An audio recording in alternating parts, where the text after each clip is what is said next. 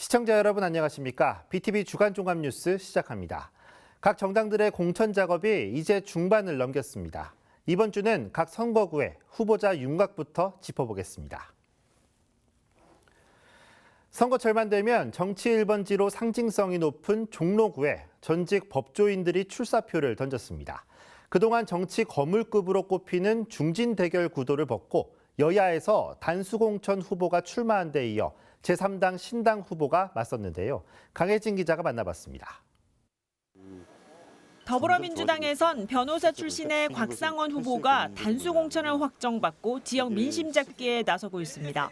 민주당 종로지역 위원장으로 지난 2년 동안 동부와 서부, 중부 지역 현안을 파악하면서 주거 개선을 가장 큰 숙제로 꼽았습니다. 서울 도심에 자리한 정치 1번지라는 화려함 속에 낙후된 주거 문제부터 해결하고 지역 편차를 줄여 인구 유입을 시도하겠다는 공약입니다. 살만 나는 곳으로 변모되어야 종로구의 인구가 늘고 종로구의 인구가 늘어야 종로구가 다시 살만 나는 곳이 선수될 것입니다.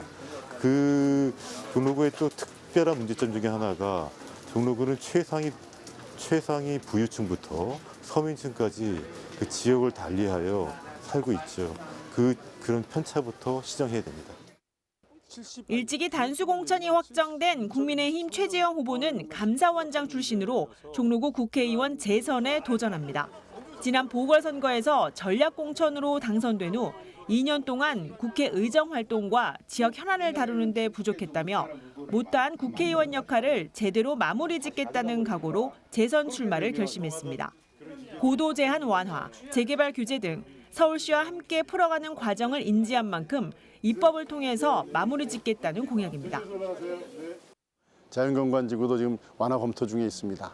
그 외에 이제 문화재지구는 그건 입법이 좀 필요한 부분이 있는데 그 부분에 대해서도 국회의원 이번에 재선이 되면은 그동안 고민했던 문제들을 법률로 담아서 문화재지구의 보존과 또 주거 환경의 개선이 잘 조화를 이룰 수 있는 합리적인 방안을 모색해 보겠습니다.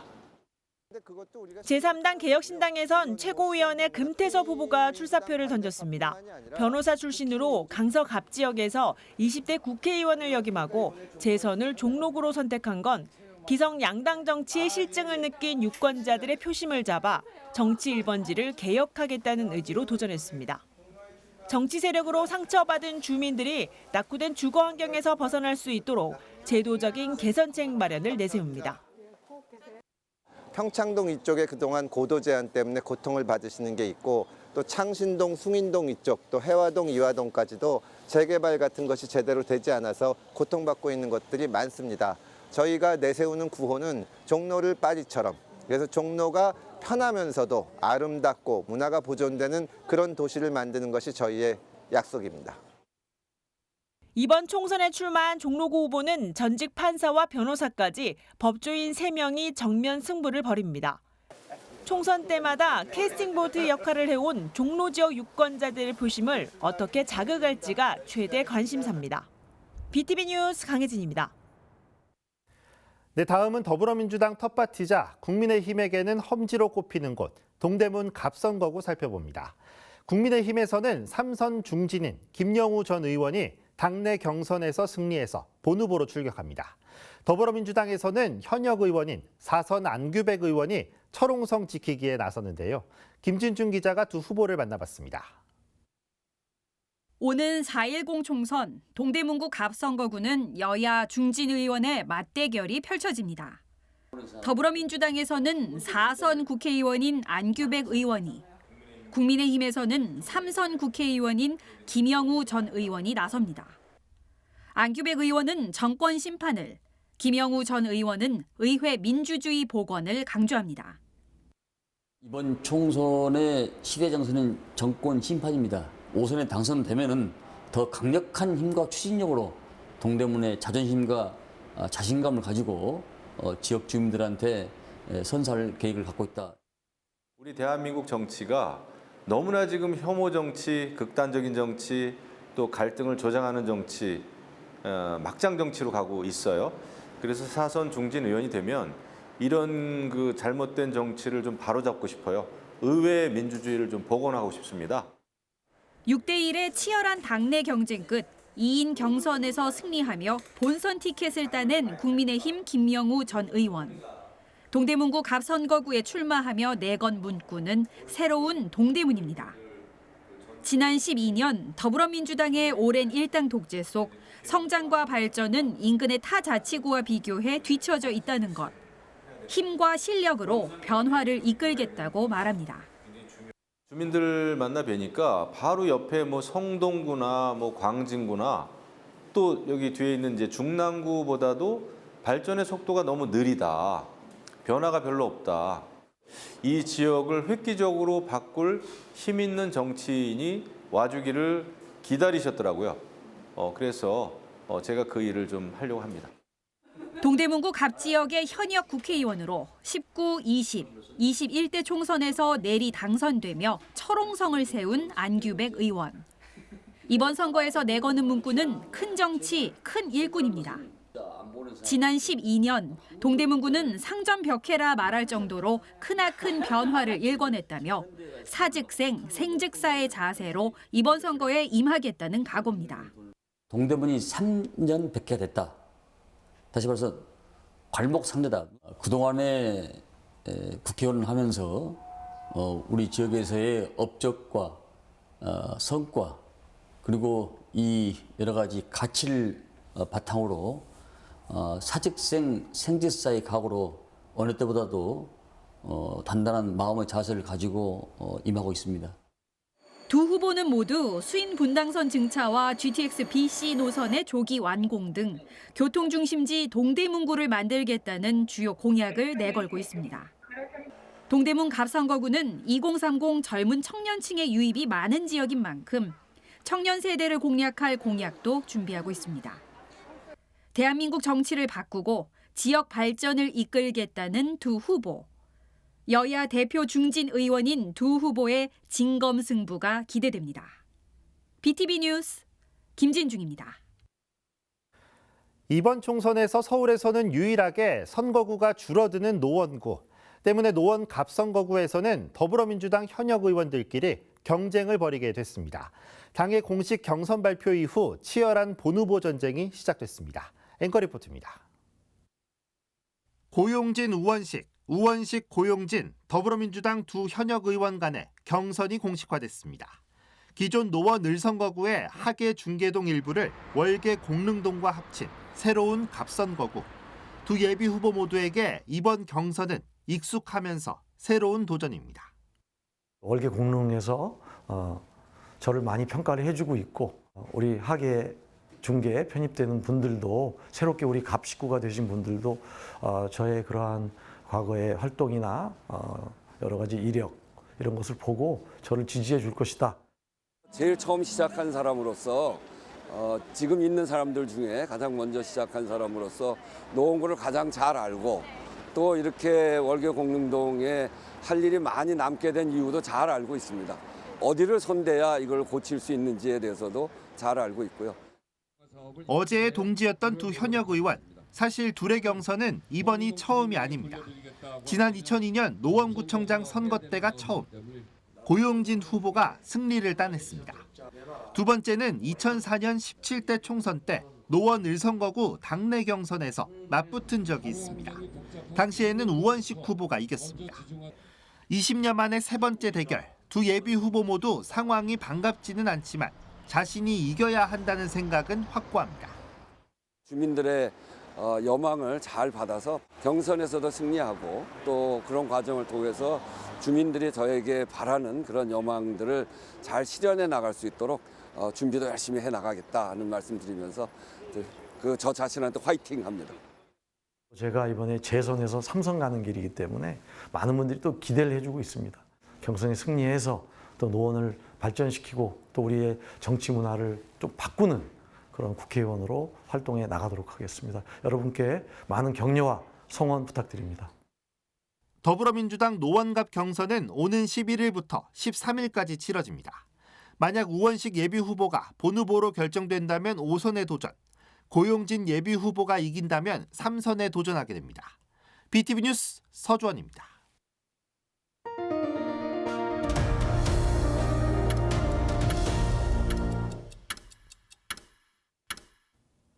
네, 다음 소식입니다. 경실련이 윤석열 정부의 재건축 완화 정책을 평가하는 토론회를 열었습니다. 토론회 제목이 이대로 괜찮은가였는데 패널로 나선 전문가들은 이대로는 안 된다며 입을 모았습니다. 앵커 리포트입니다. 윤석열 정부 부동산 대책의 기조는 획기적인 규제 완화를 통한 민간의 적극적인 참여와 시장 활성화입니다. 특히 재건축 규제가 많이 풀렸습니다. 초과 이익에 부과되는 세금을 대폭 줄이고 면제 기준은 기존 3천만 원에서 1억 원으로 높였습니다. 또 용적률은 상향하고 30년 넘은 아파트들은 안전진단의 문턱을 없애기로 했습니다. 일단 조합부터 설립하고 사업인가 전까지만 통과하도록 한 겁니다. 과연 이 정책들이 옳은 방향일까? 경제정의 실천 시민연합 경실련이 이 의문을 짚어보는 자리를 마련했습니다. 토론자들은 대부분 우려를 나타냈습니다. 먼저 용적률, 만약 400%, 500%까지 올리게 되면 지금 당장의 사업성은 나올지 몰라도 앞으로 30년, 50년 뒤가 문제라는 것. 다시 재건축을 해야 할 때는 감당할 수 없는 상황이 올 거라는 분석입니다. 지금 용적률을 더 쓰면은 그 다음 세대에 또 용적률을 또 올려줄 수 있을 것인가? 이 재건축 정책이 지속 가능한가? 그래서 밀도를 좀 총량적으로 관리해줘야 되고. 재건축 완화 등의 정책이 정치 지향적이라는 지적도 나왔습니다. 총선을 겨냥한 표시 먹기에 불과하다는 겁니다. 이제 표만 생각하지 말고 제발 어떤 국토의 어떤 전체적인 공간 구조, 대한민국의 어떤 미래를 생각하는 이런 방향들로 이제 정책들을 좀 만들게 되면 우리나라 부동산 정책이 좀 더 바른 방향으로 가지 않을까 이렇게 생각을 합니다. 제1야당인 더불어민주당 역시 마찬가지라는 평가입니다. 재건축 초과이익 환수를 완화하고 또 분양가 상한제 주택에 대한 실거주 의무 기간을 3년 유예하고 이런 거는 사실 민주당이 동의해줬기 때문에 가능한 거거든요. 여기서 자유로울 수가 없습니다. 이날 토론자들은 다음 달 시행을 앞둔 노후도시 특별법도 꼬집었습니다. 사실상 1기 신도시나 수도권만 혜택을 볼 거라며 국토 균형 발전을 저해할 가능성이 있다는 겁니다. 동시에 정부의 전반적인 부동산 정책이 저소득층의 주거 환경 개선을 외면하고 있다면서 근본적이고 세심한 대책 마련을 주문했습니다. BTV 뉴스 서주원입니다. 올해부터 초등학교 1학년 학생들은 늘봄 학교 혜택이 주어집니다. 방과 후 이어지는 맞춤형 수업을 2시간 무료로 지원하는데 서울에서는 38곳이 신청해 참여율이 저조하다는 비판이 나오고 있습니다. 늘봄 학교 운영 첫날 조희연 서울시 교육감이 현장을 방문했습니다. 강혜진 기자입니다. 학교 운동장에서 축구 수업이 한창입니다. 초등학교 1학년 학생 12명이 신청한 방과 후 수업 축구 교실입니다. 교실에서는 선생님과 아이들이 이야기를 나누는 세상의 모든 리듬 체험 교육이 진행되고 있습니다. 두 수업은 초등학교 1학년 학생들이 정규 수업 후 병행하는 맞춤형 교육, 늘봄 학교입니다.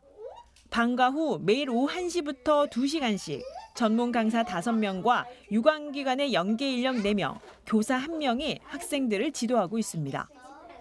늘봄학교 운영 첫날 서울 지역 늘봄학교 참여 저조, 인력 부족 등 여러 지적들이 나오자 조희연 서울시 교육감이 학교 현장을 찾았습니다. 교육 현장을 둘러본 조 교육감은 돌봄 공백 해소와 늘봄학교 정착을 위해 지역사회와 연계한 전문 강사 충원 등 만전을 다하겠다고 언급합니다. 퇴임 교원 인력풀이 확충이 되어 있고 이미 자원봉사 형태로 학교에 이렇게 지원이 나가 있습니다. 그리고 학교 평생교육지원단이 지금 인력풀이 약 309명이 확보돼 있습니다. 그래서 이제 그것과도 연계해서 늘봄의 인력풀에 부족한 점을 이제 보충하겠다는 말씀도 드립니다. 늘봄학교는 초등학교 1학년을 위한 맞춤형 프로그램을 방과 후 2시간 지원하는 무상 교육입니다. 일정 금액을 지불하던 기존의 방과 후 수업 신청 학생이나 맞벌이 부모에 해당하는 돌봄 학생 모두 늘봄학교 신청이 가능합니다. 아현초등학교의 경우 초등학교 1학년 전체 학생 103명 가운데 늘봄학교 신청은 모두 58명. 여기에 돌봄 학생 38명이 포함됐습니다. 이 과정을 준비하는 학교 입장에선 유휴 공간 확보와 전문 강사 섭외는 물론 교육과 돌봄을 병행하는 데 기존 교사들을 설득하는 것이 가장 힘든 숙제였습니다. 이제 사회가 요구하는 그 내용을 학교가 이제 수용해야 되는 그 내용이 부분이 분명히 있는데 이게 얼마만큼 또 어떤 과정을 통해서 해야 되느냐는 이런 원론적인 검토가 있어야 되는데 사실은 이게 선생님들 입장에서는 그런 동의 과정이 없다는 생각을 지금도 하고 있어요. 근데 이건 저도 동의합니다. 새학기 시작과 동시에 전국의 2,741개 학교에서 늘봄학교를 시행했습니다. 서울에서는 총 604개 국공립과 사립초등학교 가운데 38개 학교가 1학기 늘봄학교에 신청해 전체의 6.3%로 전국에서 참여율이 저조한 상황. 조희연 서울시 교육감은 2시간 맞춤형 교육 프로그램과 1시간 추가 돌봄을 묶은 서울형 늘봄을 추가로 시행한다는 방침입니다. BTV 뉴스 강혜진입니다. 동대문구 장안동에 오랫동안 방치됐던 동대문 구민회관 건물 기억하실 겁니다. 구는 이곳에 구민행복센터를 건립한다는 계획인데요. 하지만 앞으로 남은 절차 또한 만만치 않아 보입니다. 김진유 기자가 보도합니다. 지난해 초 장안동의 동대문 구민회관 모습입니다. 지난 2020년 리모델링을 추진하다 신축 건립으로 방향을 전환하면서 흉물스런 모습으로 장기간 방치됐습니다. 3년 넘게 빈 건물로 방치됐던 구민회관 건물이 있던 자리입니다. 지역의 애물단지로 자리했던 구민회관 건물이 지난해 11월 철거되고 이제는 구민행복센터로 재조성될 날을 기다리고 있습니다. 약 4,050제곱미터 되는 부지는 유휴부지로 놀리게 된 상황. 구는 오는 6월부터 이곳에 공영 주차장을 운영한다는 생각입니다. 구민행복센터 건립까지는 시간이 필요한 만큼 나대지를 주민 활용 공간으로 쓰겠다는 겁니다. 저희들이 거기도 그 기본 계획 수립 같은 거 하고 타당성 용역 조사에 착수했거든요. 지난 2월 8일에. 그러면은 우리가 한 2027년 하반기는 착공하고 29년에는 이제 개관할 수 있는 그런 여건이 좀 될 수 있을 것 같아요. 구민행복센터 건립에는 SH공사 소유의 주차장 부지 매입비를 포함해 약 1,050억 원의 사업비가 들 것으로 예상됩니다. 동대문구는 기존의 다사랑행복센터나 용두문화복지센터와는 기능과 역할이 중복되지 않도록 키즈카페, 과학체험관 등의 시설을 넣겠다는 구상입니다. 이쪽은 이제 저희는 주로 이제 키즈카페나 북카페 아니면 전시장, 과학체험관, 4차 산업혁명 공간을 갖다가 이제 할 수 있는 그런 부분들. 그래서 다목적 그 강당이라든지 그리고 거기 이제 옥상 부분에는 저희들이 이제 좀 멋있게 좀 꾸며가지고 밤에 이 공연을 좀 할 수 있는 그런 부분으로 다도 가고 그래서 그 부분을 아주 좀 괜찮게 좀 하려고 그래요. 구민행복센터 건립 추진을 위해서는 지방재정 타당성 조사와 중앙투심, 실시 설계 등의 절차가 남아 있습니다. 동대문구는 일단 2027년 하반기 착공, 2029년 초 개관을 목표로 하고 있습니다. BTV 뉴스 김진중입니다.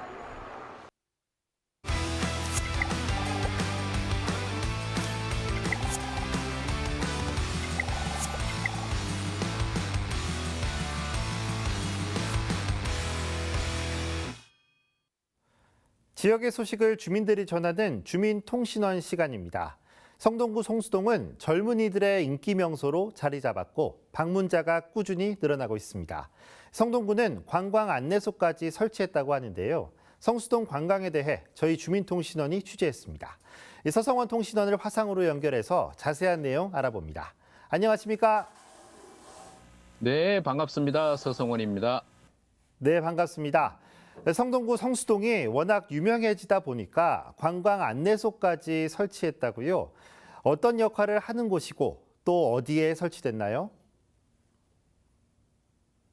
네, 성수동을 찾는 군 내의 관광객이 크게 늘어났습니다. BC 카드사가 관광 목적으로 입국한 외국인들의 카드 사용 지역을 분석했는데요. 종로나 명동에서 성수동으로 옮겨왔다고 합니다. 성동구가 지하철 2호선 성수역 구내에 지난해 11월에 관광 안내소를 설치한 것은 이 때문입니다. 네, 말씀 잘 들었습니다. 지하철 역사 안에 관광 안내소를 설치한 점이 좀 특이한데요. 거기서 하는 일을 직접 취재도 하셨죠? 어땠나요? 외국인 방문자들의 관광 트렌드가 바뀌었습니다. 단체에서 개별 관광으로요. 그래서 지하철 이용자가 많습니다. 영어, 중국어, 일본어 전문 통역사가 매일 2~3명씩 관광 안내소에서 관광객을 맞이하고 있습니다. 한국어, 영어, 중국어로 된 성동구 지도까지 마련해 놓았습니다. 신선영 관광 통역사의 말을 직접 들어보겠습니다. 성수 지역을 왔을 때 가볼 만한 곳이 어떤 곳인지 추천을 해달라는 경우가 많이 있는데요.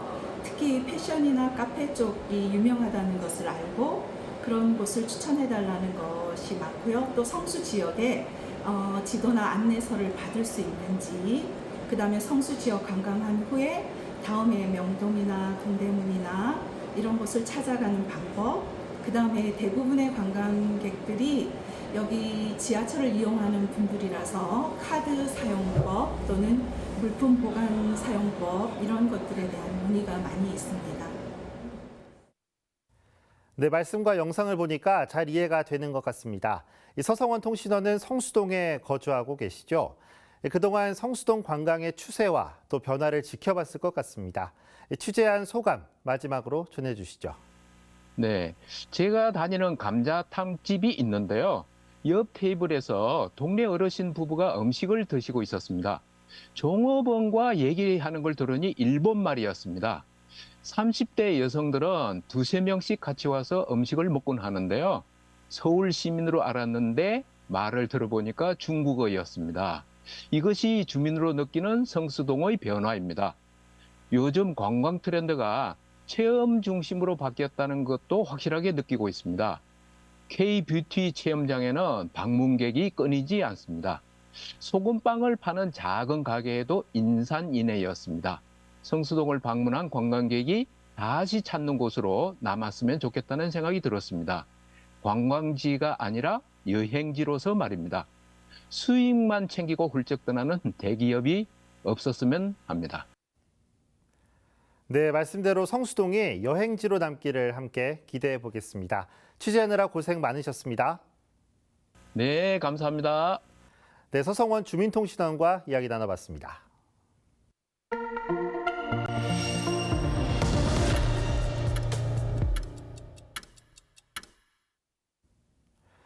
(22대) 총선이 이제 딱 한 달 남았습니다. 이제 다음 주가 되면 대부분 선거구의 후보자 윤곽이 선명해질 전망인데요.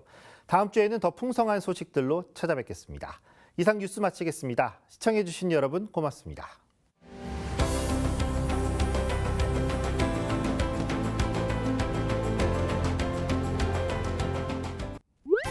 BTV 뉴스를 더 많이 보고 싶으시다면 여기 구독 버튼을 눌러주세요. 추천 영상도 누르면 바로 재생됩니다. 또 다양한 서울 소식을 보고 싶으시다면 휴대폰에서 가지 앱을 다운로드해보세요. 저희 BTV 뉴스를 시청해주셔서 감사합니다.